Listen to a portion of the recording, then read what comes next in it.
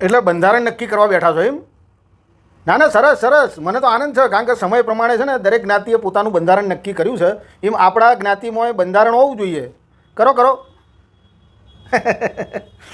અરે હું હવે શું સલાહ સૂચન આપું ભાઈ?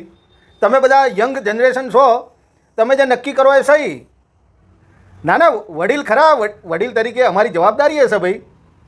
પણ અત્યારના જો ખોટું ના લગાડતા, પણ તમે લોકો છે ને સત્ય સાંભળવા તૈયાર નથી. રાઈટ. હા તે કહું લ્યો, કહું. જુઓ, આપણા સમાજમાં ઘણા કુરિવાજો શું ભાઈ?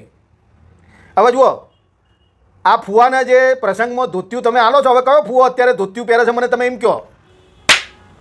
ના ના, કયો ફુવો અત્યારે ધોતિયું પહેરે છે? હવે ધોતિયું જે આલી છે એટલે ના ના, પેન્ટ શર્ટનું કાપડ આલો, અને સિલાઈના પૈસા જોડે આલવા પડે, કારણ કે 300 રૂપિયાનું પેન્ટ શર્ટનું તમે કાપડ આલો, 1000 રૂપિયા તો સિલાઈ લેશે પેલો દરજી. હા, એટલે આ મેઇન મુદ્દો છે.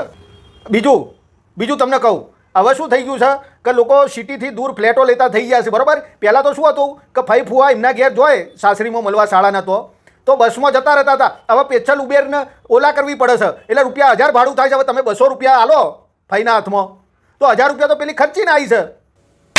તો પછી એટલે એ રકમ વધારો, 200ની જગ્યાએ 500 તો કરો કમસે કમ, એમ કહેવું છે મારું.